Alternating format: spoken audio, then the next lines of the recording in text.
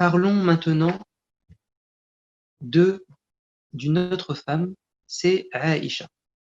Alors, le problème avec Aïcha, c'est qu'on pourrait y passer 3-4 heures. Donc, c'est un peu compliqué, à mon sens, de vous parler de toute sa vie. La seule chose que je vais vous dire, et c'est ce sur quoi je voudrais mettre l'accent, c'est que c'était une savante. Parce qu'on essaie dans chaque figure féminine d'en tirer, si vous voulez, un exemple, enfin une qualité pour nous.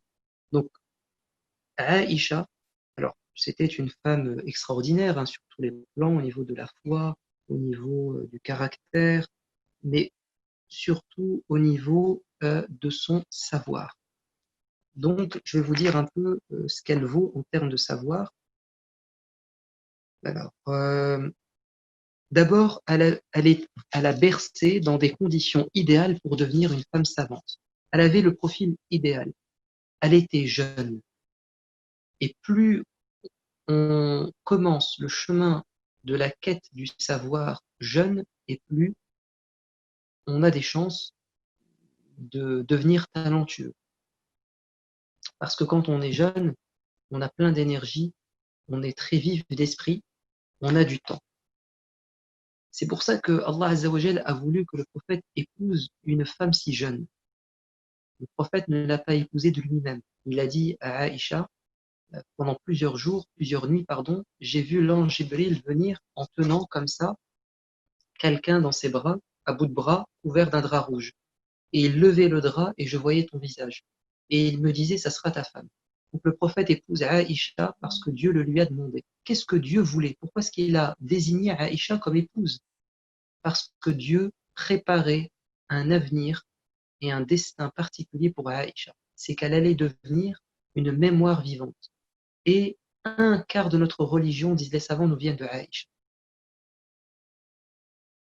Dans le Sahih al-Bukhari, Ibn Abi Mulaika témoigne à chaque fois que Aïcha entendait une chose qu'elle ignorait, elle faisait ses recherches jusqu'à le comprendre. Elle était d'une grande curiosité intellectuelle, elle posait beaucoup de questions. Euh,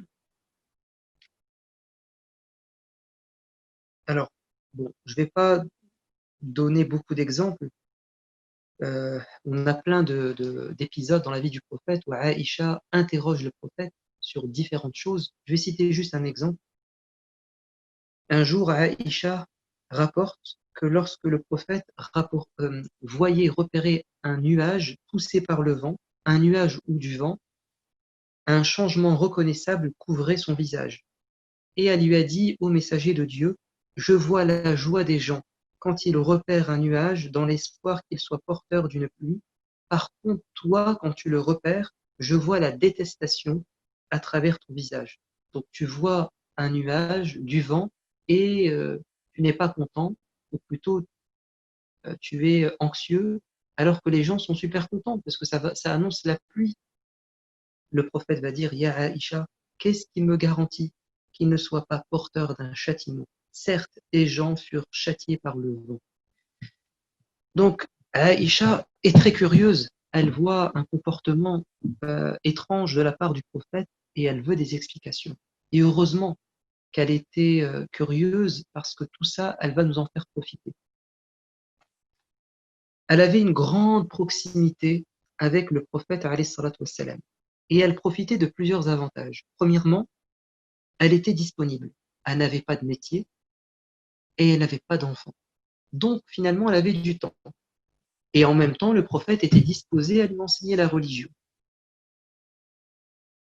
Il faut savoir que le prophète alayhi salatu wassalam, avait insisté pour que les femmes recherchent le savoir. Et quand un jour, une femme qui était la porte-parole des femmes de Médine est venue dire Ya Rasulallah, ce n'est pas normal. Les hommes te prennent tout ton temps et ce sont eux qui assistent à tes cours. Nous aussi, on aimerait avoir des cours privés. Et le prophète va dire, vous avez raison. Trouvez-moi un endroit, une maison, et je viendrai tel jour vous enseigner la religion. Et donc, le prophète alayhi salatu wassalam était soucieux de transmettre la religion spécifiquement aux femmes. il voulait les éduquer. Et il a dit, n'interdisez pas aux femmes de venir aux mosquées, dans les mosquées. Elles peuvent venir aux mosquées, assister à des cours publics, et les cours privés, il leur en donnait. Mais celles qui assistaient aux cours publics, aux cours privés, et qui avaient des séminaires intensifs chez elles, c'est Aïcha. La porte de sa chambre donnait sur la mosquée. Donc tout ce qui se passait à la mosquée, elle était au courant. Donc les sermons du vendredi, les prêches, les cours, enfin, elle était quasiment connectée avec le savoir chaque jour. Et elle priait évidemment à la mosquée. Allah a fait en sorte qu'elle soit la plus aimée du prophète parmi toutes les femmes. Khadija était déjà décédée évidemment, mais parmi toutes les femmes du prophète, euh, c'était elle vivante, c'était elle qui était la plus aimée. Et le prophète lui faisait tellement confiance qu'il lui confiait même des secrets militaires, comme la prise de la Mecque. Il lui a confié ce secret et il ne voulait que personne ne le sache et il faisait confiance à Aïcha. Aïcha accompagnait souvent le prophète en voyage et elle était une aide-soignante lors des batailles. Donc évidemment, elle a participé, assisté à beaucoup de choses. Et vous savez que durant les voyages, 1 mois, 2 mois, le prophète enseigne, fait des choses. Le prophète recevait la révélation chez elle, et ce n'était pas le cas des autres épouses. L'ange Jibril venait chez Aïcha, choisissait cet endroit pour faire une révélation au prophète. Évidemment, quand le prophète reçoit une révélation, il la communique d'abord à Aïcha.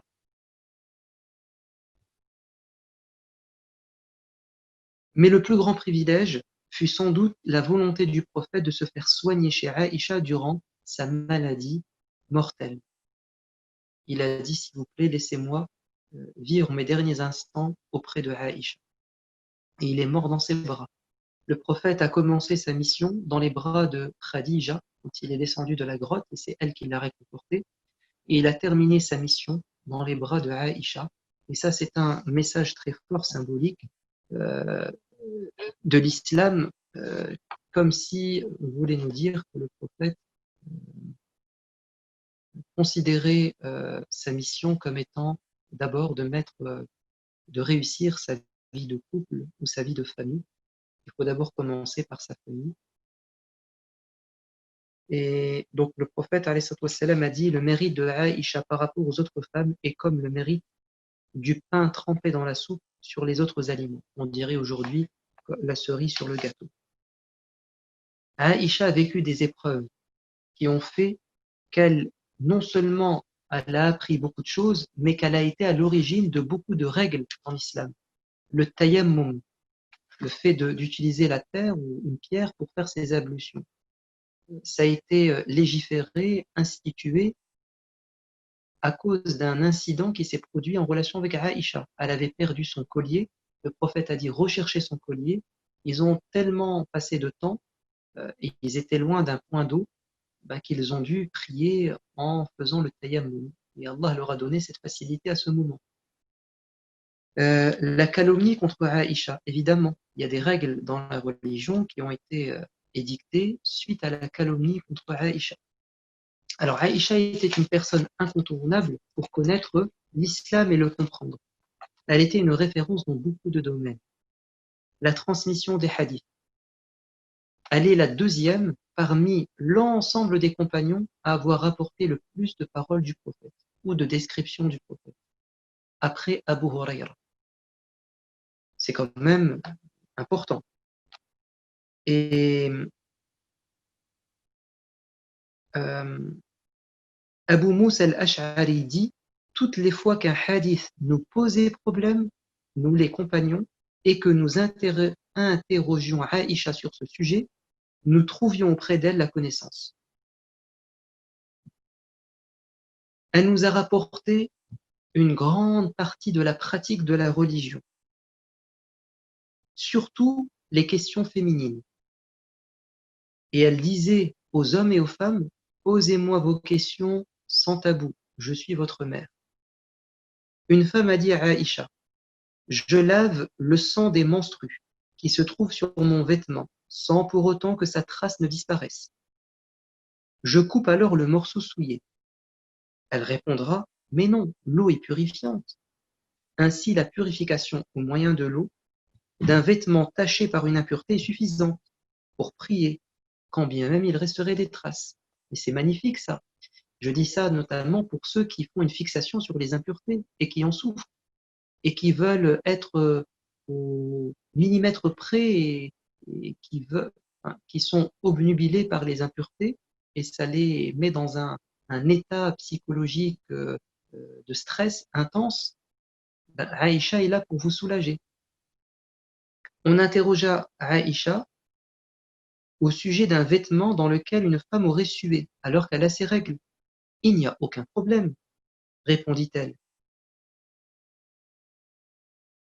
Elle entendait par là qu'on pouvait prier avec le corps, pardon, on pouvait prier avec car le corps est impur durant la période menstruelle. Le corps n'est pas impur. On est dans un état spirituel où on ne peut pas prier, d'impureté rituelle, pardon, on ne peut pas prier, on ne peut pas jeûner, mais le corps n'est pas impur. Le corps du croyant n'est jamais impur. Il est dans un état d'impureté quand il n'a pas ses ablutions, mais il n'est pas impur de par physiquement, en fait, de par son corps. Ça, c'est important. C'est pour ça qu'un jour, euh, le prophète wassalam, avait demandé à Aïcha un tapis qui se trouvait dans la mosquée. Elle avait dit, mais je suis dans ma période de règles. Il lui a dit, mais tes règles ne sont pas dans tes mains. Tu peux rentrer dans la mosquée. Donc une femme qui a ses règles, d'après beaucoup de savants, peut rentrer dans une mosquée. Elle est en état d'impureté, elle ne peut pas prier dans la mosquée, mais elle peut y entrer. Son corps n'est pas impur. On a consulté Aïcha, pourquoi est-ce qu'une femme en période de menstrue rattrape-t-elle le jeûne mais pas les prières? Elle a dit, mais c'est ainsi.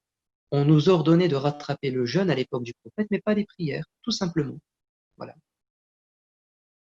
Voici quelques témoignages de compagnons qui mettent en valeur son savoir encyclopédique. Masrouq dit, j'ai vu les plus grands cheikh chouyour parmi les compagnons du prophète l'interroger à Aïcha au sujet de la science de l'héritage. Là, c'est un autre domaine, l'héritage. Al-Dhahabi, lui, c'est un hagiographe, il écrit des biographies des saints de l'islam. De toutes les femmes de cette nation, elle était absolument celle qui avait la plus grande compréhension de la religion. Je ne connais pas dans la nation de Muhammad, voire parmi toutes les femmes de façon absolue, une femme plus érudite qu'elle. Az-Zuhri, un grand rapporteur de hadith, dit si on rassemblait la science de Aïcha avec la science de toutes les autres femmes, sans aucun doute celle de Aïcha sera meilleure. Elle n'avait pas que des connaissances dans la religion. Elle était une connaisseur, une fine connaisseur de la généalogie, de la poésie, parce que son père était ainsi. Elle était éloquente et elle avait une connaissance de la médecine. Urwa dit à sa tante Aïcha, ô mère des croyants, je ne m'étonne pas de tes connaissances religieuses, car je me dis que tu es l'épouse du prophète et la fille d'Abou Bakr. Je ne m'étonne pas de tes connaissances en matière de poésie ni de l'histoire, car tu es la fille d'Abou Bakr, le spécialiste en la matière. Ce qui me surprend, c'est ta maîtrise du savoir médical. Comment est-ce possible? Et là, Aïcha répond, le prophète tombait souvent malade à la fin de sa vie, et les délégations arabes qui venaient lui rendre visite lui prescrivaient des remèdes. C'était moi qui lui administrais ces médicaments, voilà tout. Ibn Kathir rapporte, de toutes les nations, il n'y avait pas une femme qui pourrait être l'égale de Aïcha, que ce soit dans sa mémorisation, sa science, son éloquence ou sa raison. Alors, je ne vais pas vous donner des exemples concrets de son esprit critique, comment Aïcha a remis en cause parfois la compréhension des compagnons de certains hadiths, parce qu'elle considérait que certains hadiths étaient en contradiction avec des passages du Coran, ou bien qu'ils étaient en contradiction avec le statut de la femme. Elle considérait que c'était des paroles attribuées au prophète qui dénigraient la femme. Ça serait trop long. Ce qu'on retient, c'est que Aïcha est l'exemple de la femme éclairée, qui a un esprit critique, qui est éloquente, qui a un savoir éclectique, encyclopédique, et c'est ainsi que nous devons être dans la religion comme dans les sciences profanes. Essayons de percer, de briller dans les connaissances.